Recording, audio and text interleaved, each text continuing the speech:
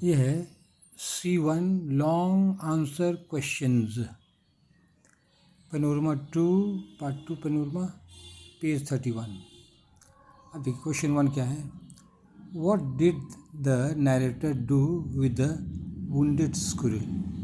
Narrator ने, लेखिका ने वो जख्मी गिलहरी को क्या किया। देखिए आंसर क्या है। The narrator gently lifted up the wounded squirrel.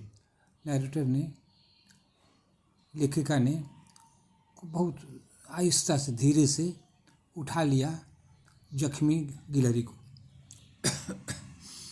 उठाया, तब she brought him to a room. वो क्या करती है, उसको अपने कमरे में लाती है। She wipe the blood from his wounds with cotton wool. और उसका जो खून जो उसका निकल रहा था, उसको रुई से, कॉटन वूल मैंने जो डॉक्टर जो रुइया से काम करता है वही वाला मुलायम रुई से उसको पोंछ दिया खून को। वाइफ ने पोंछा खून को जख्म से। किससे? कॉटन से। कॉटन वूल मैंने जो दवाई काम आता है, जो रुइया काम आता है दवाई दारू में, दवाई लगाने में। She applied penicillin ointment to the wounds. और जहाँ जहाँ जख्म था ना, और पेनिसिलिन, एक महला बहुत अच्छी दवा होती है, वो लगा दी वो। ठीक है। अब आते हैं क्वेश्चन 2 में। How did the narrator make the tiny baby squirrel hello and hearty. तो लेखिका ने, कहानीकर्ता ने, जो कहानी कह रही है, उस छोटे से टाइनी छोटा बच्चा गिलहरी को कैसे हेल एंड हार्टी में तंदुरुस्त, हेल एंड हार्टी में तंदुरुस्त, एकदम फिट बना दिया। कैसे बनाती फिट, अब देखिए कैसे करती है वो। First, the narrator gave the tiny baby squirrel milk with thin cotton wool wick. तो पहला काम क्या की नरेटर, उसको जो छोटा सा टाइनी बेबी बच्चा गिलहरी को दूध दी। किसमें? थिन, पतला रुई का बढ़िया कपड़े का रुई का। विक मैंने कहा था बत्ती, जैसे दिया में बत्ती नहीं बनाते हैं, उसी से बत्ती बना के उसमें दूध लगा के उसको बउआ गिलहरी को पिलाने की कोशिश की। लेकिन वो baby squirrel could not drink the milk. वो दूध पी नहीं सका, सब दूध बाहर ही गिर गया। अच्छा, तो narrator gave him a drop, gave him one, एक drop of water in his mouth. तो उस एक बूंद पानी उसके मुंह में दिया, लगता है वो शायद थोड़ा पिया होगा, उससे उसका थोड़ा जान में जान आया। ठीक है। अब देखिए, on the third day the tiny baby squirrel was better. तीसरे दिन में वो जो छोटा बच्चा गिलहरी था, और बेटर में गुड में अच्छा, बेटर और अच्छा हो गया, थोड़ा और सुधर गया। He held the finger of the narrator. और वो जो गिलहरी है अपने पैर से उसको नरेटर का उंगली को पकड़ा, मतलब उसको ताकत हो रहा है। He gaze around with healthy eyes. और टकटकी लगा के वो छोटा बच्चा गिलहरी जो है चारों बगल देखता है। हेल्दी आइज, आँख में ताकत आ गया है, अब वो लगता है सुधर जाएगा। हेल्दी आइज, चारों बगल से देखता है वो। इन 3 or 4 months the tiny baby squirrel was hello and hearty. और 3 या 4 महीने में वो जो छोटा बच्चा गिलहरी जो है तंदुरुस्त हो, हेल एंड हार्टी में तंदुरुस्त हो गया। अब हमारे पेज 2 में अब देखिए नेक्स्ट क्वेश्चन क्या है। क्वेश्चन नंबर 3 है, Gullu took little food during the indisposition of the narrator. Gullu खाना बहुत थोड़ा खाना खाता था। कब? जबकि नरेटर कहानी करता है, जबकि लेखिका बीमार पड़ गई, हॉस्पिटल में भर्ती थी, एक्सीडेंट हो गया ना, अस्पताल भर्ती थी। वो जब बीमार पड़ गई, बिछावन पर पड़ गई, तब क्या कहते हैं, उस समय वो गुल्लू बहुत कम भोजन खाने लगा। What does this suggest. इससे क्या पता चलता है? आंसर क्या है? Gillu took little food during the indisposition, बीमारी ऑफ द नरेटर। बिछावन में पड़ गई, उसमें गिल्लू बहुत कम भोजन खाने लगा। दिस सजेस्ट्स, इससे ये पता चलता है कि he had developed deep friendship with the narrator. इससे ये पता लगता है कि गुल्लू को लेखिका से, नरेटर से बहुत गहरी दोस्ती हो गई। और दोस्त जब कष्ट में था तो उसको खाया नहीं जाता था। अब देखिए question number 4, do you have any pet animal? How does it show concern for you? अब देखिए क्वेश्चन क्या है, do you have any pet animal, क्या आपको कोई पालतू जानवर है?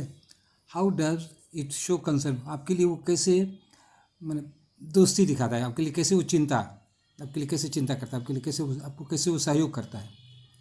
अब देखिए क्या है आंसर है, I do not have any pet animal, मेरे पास तो कोई पालतू जानवर है नहीं, तो झूठ बोले नहीं बोल रहे हैं। But I know that pet dogs protect their masters from snakes and dangerous animals. ये हमको पालतू जानवर तो नहीं है, लेकिन मैं ये बात जानता हूँ कि जो पालतू कुत्ता सब है बचाता है अपने मालिकों को किसी सांप से और कोई ख़तरनाक जानवर से, इसीलिए कंसर्न तो दिखाता ही है। ठीक है, अब हम 5वां आ रहे हैं। What did the narrator feel at the death of Gillu? Describe her feelings in your own words. What did the narrator feel? Narrator को कैसा लगा जब गिल्लू मर गया? Describe her feelings in your own words. उसके कष्ट को, लेखिका के कष्ट को अपने शब्दों में व्यक्त कीजिए।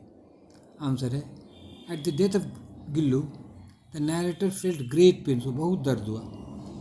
It was like going away of a nurse और अटेंडेंट, मतलब गिल्लू मर गया, लगा उसका कोई नर्स, उसका कोई नर्स मर गई या कोई सेविका या सेवक उसका मर गया, कोई उसका ही हुआ। अच्छा, हमारे पेज 3 में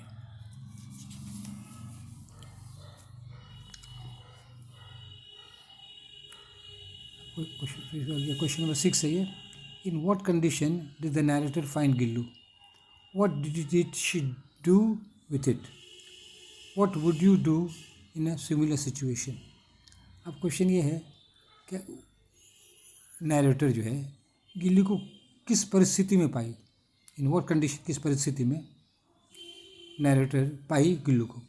what did she do with it, तो गिल्लू के वो क्या, इट यहाँ कर रहा है क्योंकि मर गया है ना, इसीलिए इट ये दे दिया है, इट। गिल्लू को क्या की, उसके साथ उसकी बॉडी के साथ क्या की वो, ये विचारा है। मरने के बाद गिल्लू के बॉडी को, शरीर को वो क्या की, बड़ी गिल्लू की बॉडी का क्या की। What would you do in a similar situation, आप यदि रहते उस हालत में आप क्या करते? देखिए क्वेश्चन थोड़ा भारी है, लेकिन फिर हो जाएगा, कोई भारी नहीं है। After 2 years Gillu's life came to an end, 2 साल औरदा था तो मर गया Gillu. Before his death he stopped eating, और मरने के पहले कमज़ोर हो गया तो खाना बंद कर दिया वो। He did not go out, बाहर भी नहीं जाने लगा, खिड़की में छेद कर दी थी वो, बाहर जाता था फिर अंदर चला आता, लेकिन अब बाहर जाना बंद कर दिया।